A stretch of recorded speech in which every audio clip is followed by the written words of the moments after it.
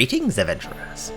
Welcome to Miniature Legends, a place where even the smallest of figures can be legendary. I am your guide, Zaxatar, and today I shall be providing guidance on how to paint the 5 core Witchers in Witcher Old World.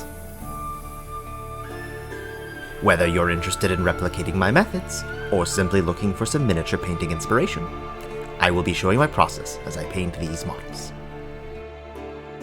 Please note, this is a longer, more comprehensive tutorial than I would normally produce. If you find you enjoy the style of presentation, please let me know down below. Wonderful! Let's get started, shall we? I began by giving each model a scrub in warm, soapy water to remove any remaining mold release agent.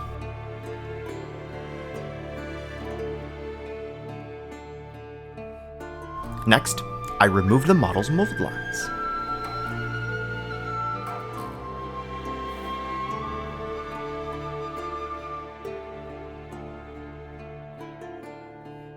Followed by a prime in black,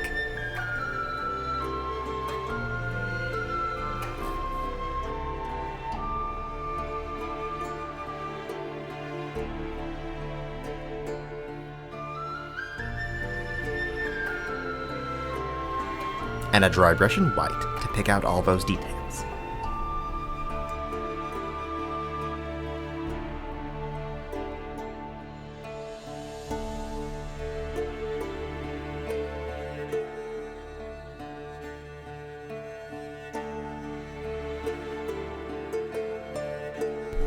I began by blocking in the base colors. Regularly consulting with the reference images from the game, as I want the models to closely resemble the artwork and visually match the world of The Witcher.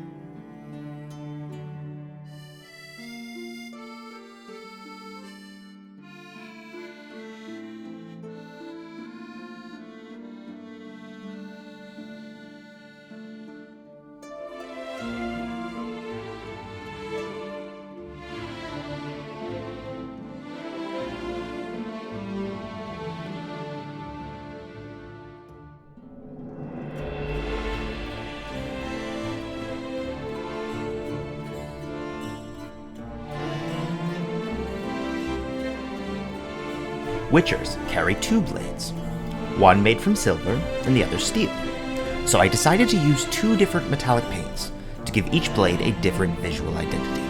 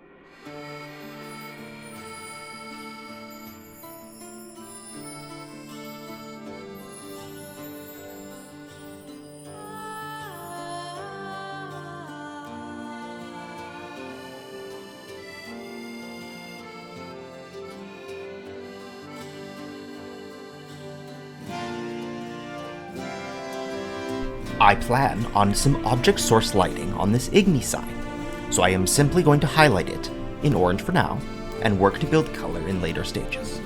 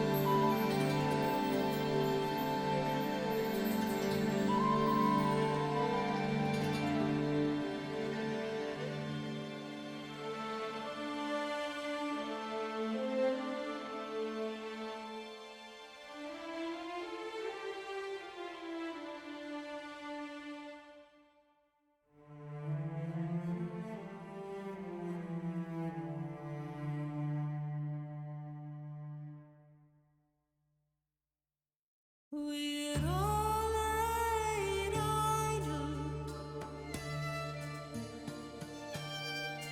with the keeping on the veil. The lad will lay work and the lass will lay.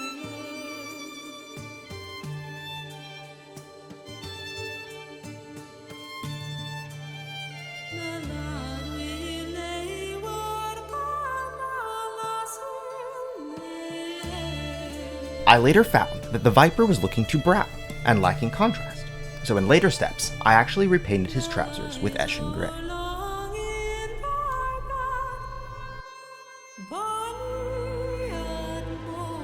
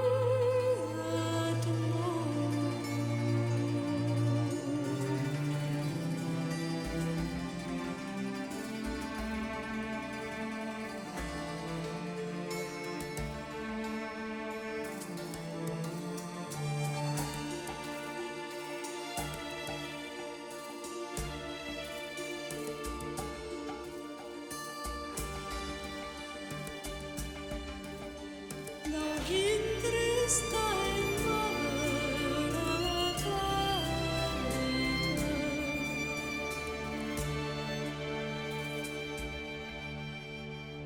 I needed a couple of thinned coats here to get proper coverage.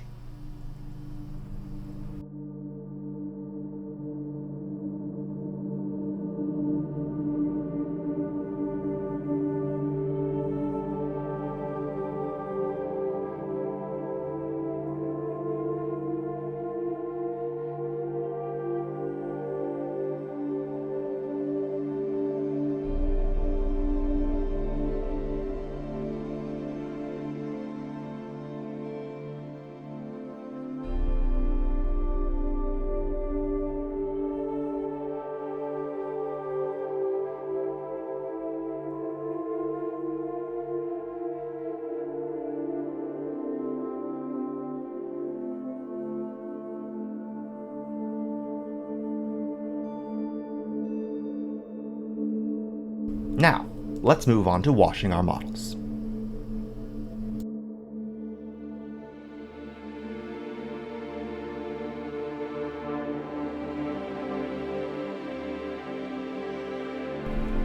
I find that washes often pool or darken far more than I would like. With these models, I avoided this by mixing a 2:1 ratio of black wash to Citadel's technical contrast medium.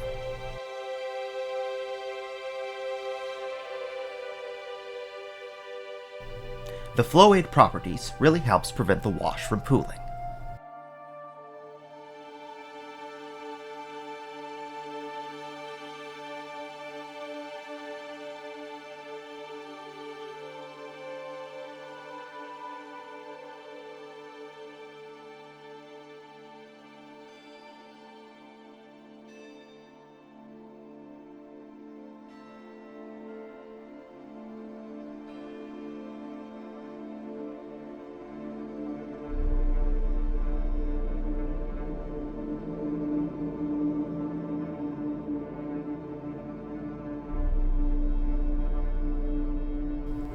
I used this same 2:1 ratio, but with a brown wash, when I applied it to the Griffin, Viper, and Bear miniatures.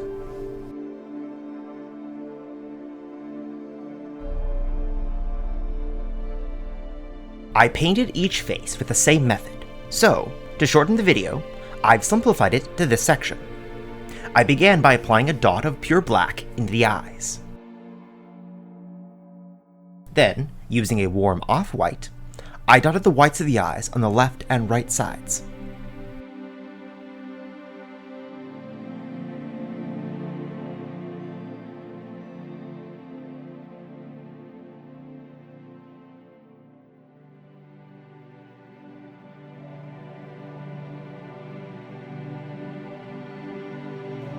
Finally, I painted the faces with a lighter skin tone, allowing me to clean up any mistakes surrounding the eye and giving the model a highlight.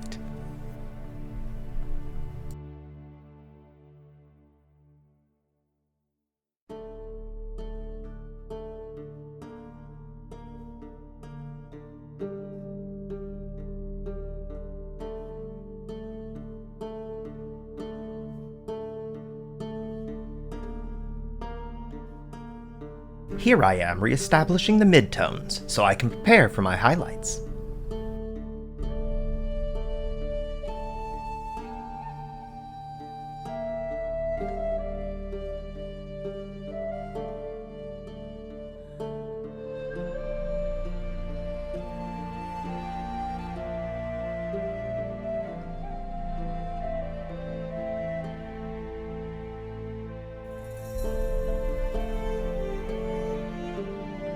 As well as picking out some details at this stage.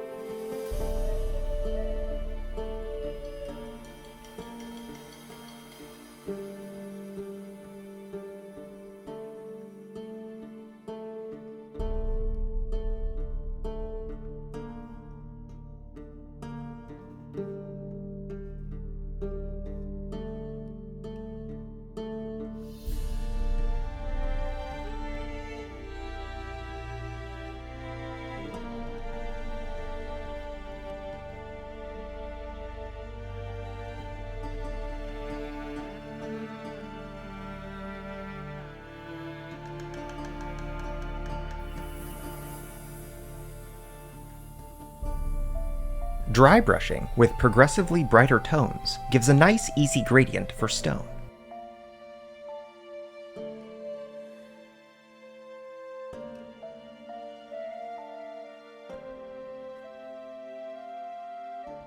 I also established the glow of the place of power at this time. I will be applying some OSL effects here later.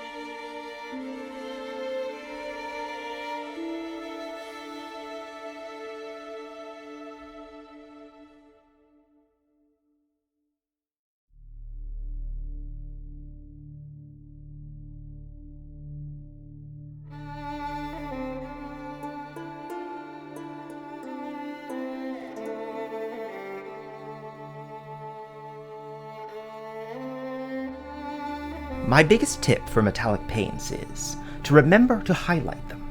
Just because they are reflective doesn't mean you can't improve on that quality.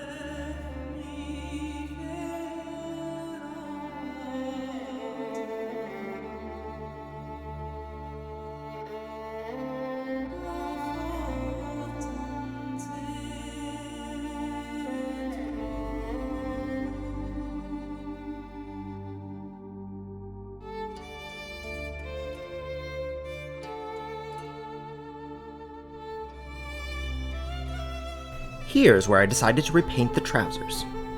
I felt the model was too brown and lacked contrast. Never be afraid to go back and change things when painting. I also decided to paint the tiles to contrast the figure more.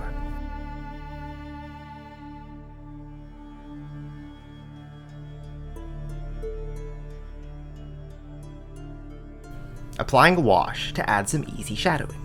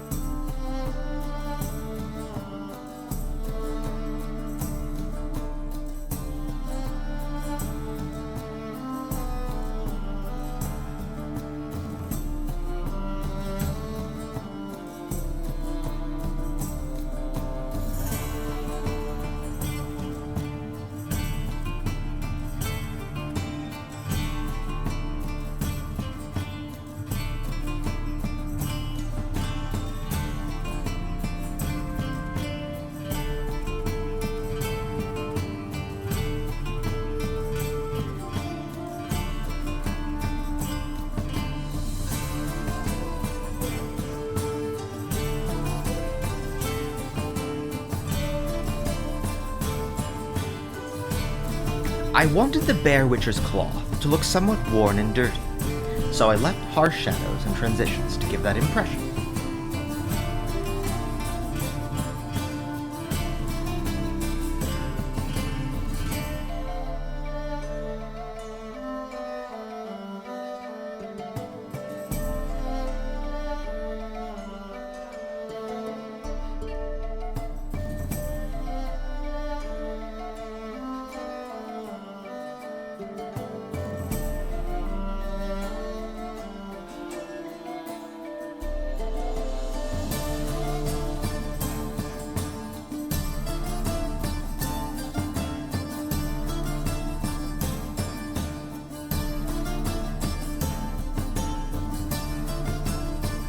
Taking this opportunity also to pick out the details from the fallen leaves and highlight that stuff.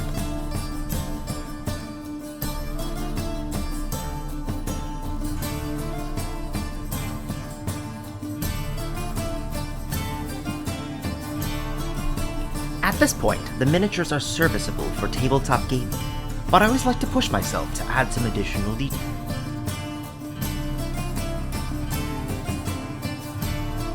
I added some scars and additional highlights for the face.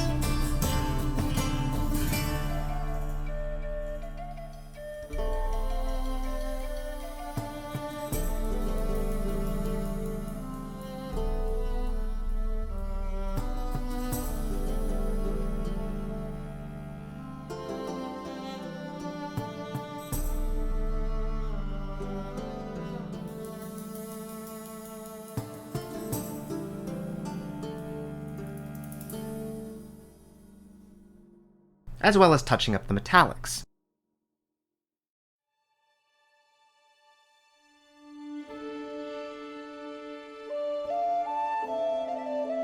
Adding some rust to the blade on that base.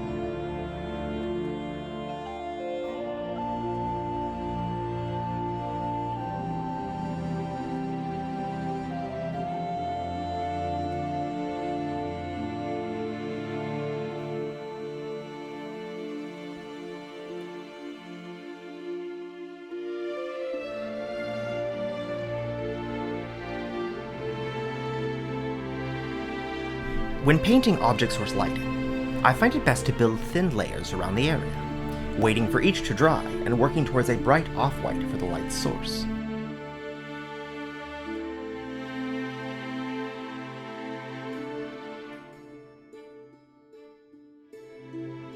Taking some inspiration for reference, I freehand painted a small axis sign within the glow.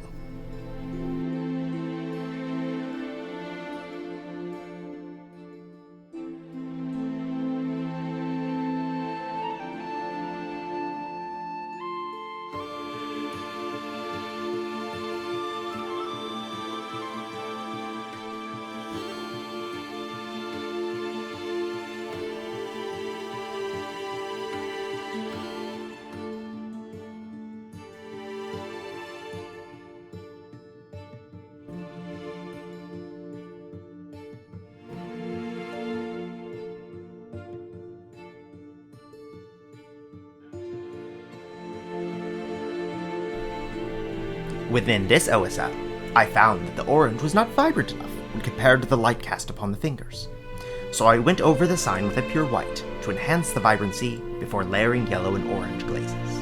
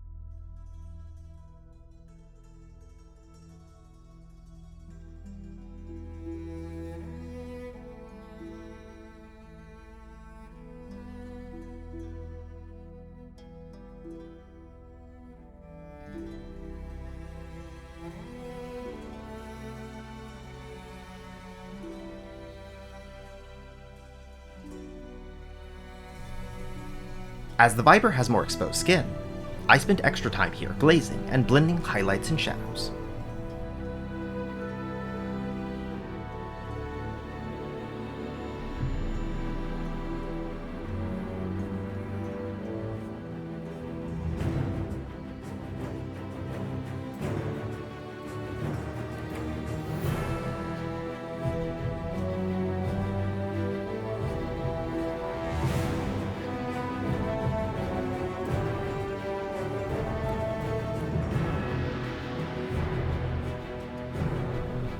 as well as a few additional highlights throughout the model.